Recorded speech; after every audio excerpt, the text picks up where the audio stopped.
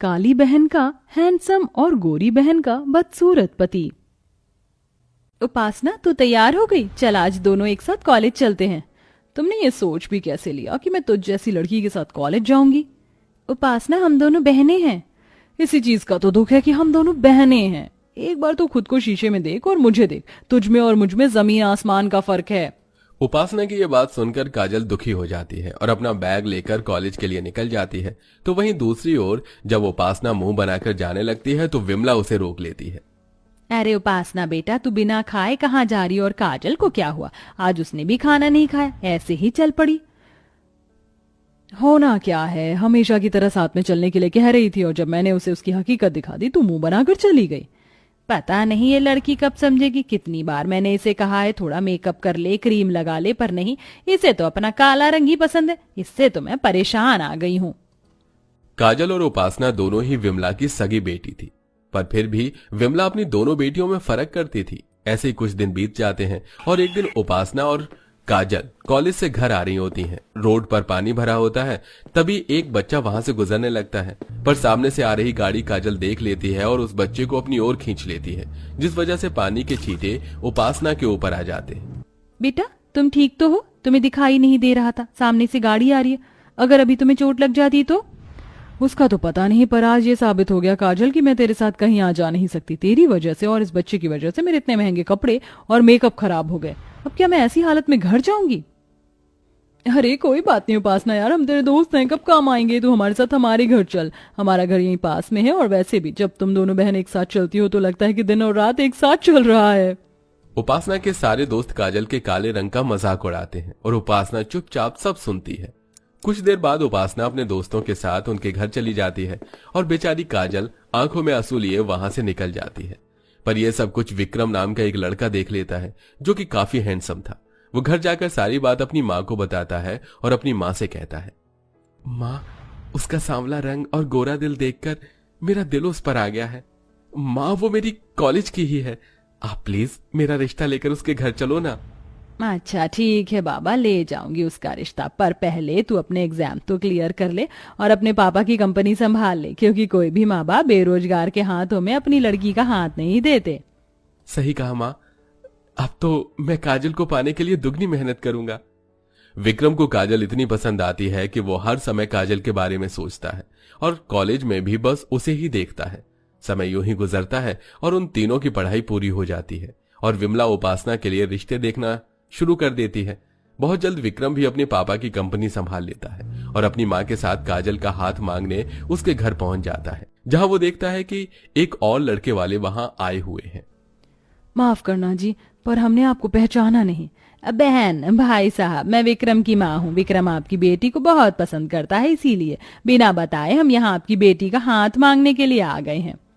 माफ करना बहन, पर मैंने अपनी उपासना का रिश्ता पहले ही सुनील बेटे से तय कर दिया है। कोई बात नहीं बहन जी, हमारी एक और बेटी है, अगर आप चाहे तो हम ये रिश्ता अब भी तय कर सकते हैं। भाई साहब, आपको शायद कोई गलतफहमी हो रही है। हम यहाँ उपासना के लिए नहीं बल्कि काजल का हाथ मांगने के लिए ही आए हैं। क्या काजल का? अरे काजल का रिश्ता सुनकर आप क्यों इतना खुश हो रहे हैं? देखा है आपने लड़के को? कहाँ लड़का इतना स्मार्ट और कहाँ हमारी काजल? कोई मेल नहीं है इन दोनों का। अगर कल को हमारी बेटी को कोई दुख उठाना पड़ा तो माफ करना बहन, आप चले जाइए, हमें कोई रिश्ता नहीं करना। आंटी जी, मैं आपसे वादा करता हूँ, मैं कभी भी काजल की आंखों में आंसू नहीं आने दूंगा। बस आप इस रिश्ते के लिए हाँ कर दीजिए, फिर एक साथ आपके घर में 2 बारात आएंगी। विक्रम की अच्छाई देखकर सुरेश अपनी दूसरी बेटी का रिश्ता भी पक्का कर देता है और बहुत जल्द एक ही मंडप पर काजल और उपासना की शादी हो जाती है। शादी के बाद काजल की जिंदगी में खुशियां आ जाती हैं, तो वहीं दूसरी ओर उपासना भी गोरा पति पाकर बहुत खुश थी।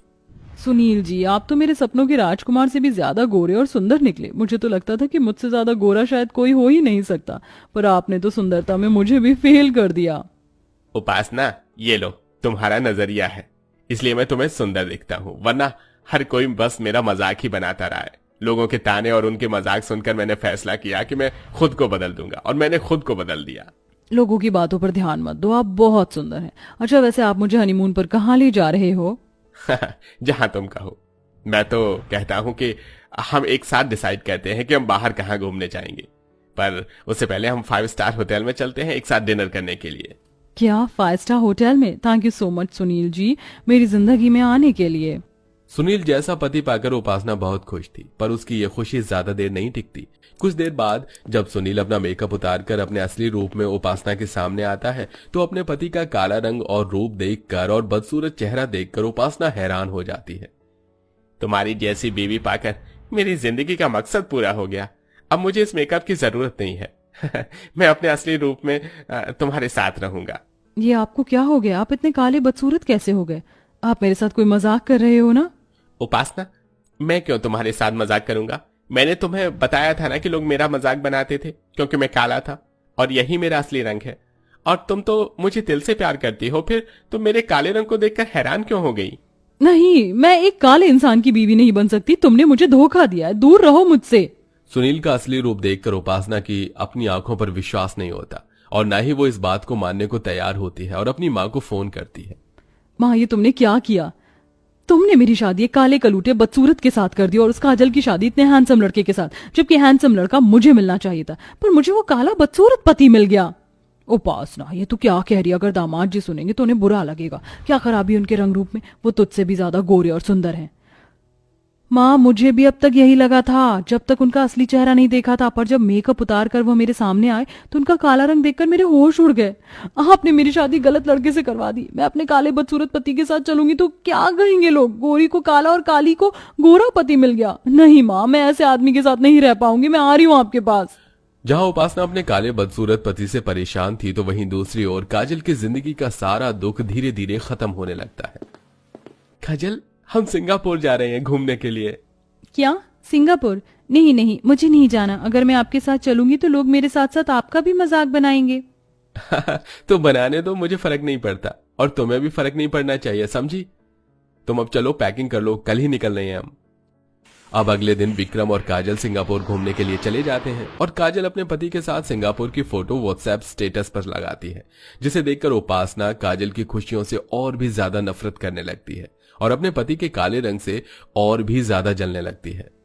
काश कि मेरी शादी विक्रम से होती। मैं इस काले सुनील को डिजर्व नहीं करती और ना ही विक्रम उस काजल को, पर फिर भी लंगूर के हाथ में अंगूर और मुझ जैसी सुंदर सी लड़की को ऐसा बदसूरत पति मिल गया।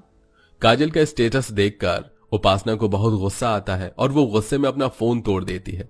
फोन टूटने की आवाज सुनकर सुनील वहां आता है। क्या हुआ उपासना, तुम अभी भी मुझसे नाराज हो? मुझे माफ कर दो, मैंने तुम्हें अपने काले रंग के बारे में नहीं बताया।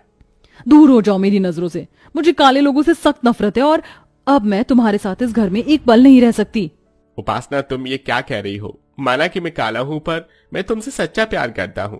तुम्हारे लिए मैं सब कुछ कर सकता हूं। तुम सिर्फ एक रंग के लिए मेरे साथ ऐसा नहीं कर सकती। सुनील उपासना को काफी रोकने की कोशिश करता है, पर उपासना नहीं रुकती और अपनी माँ के पास चली जाती है। तो वहीं दूसरी ओर शादी के बाद काजल को सारी खुशियां मिलती हैं, जिसके लिए वो तरसती थी।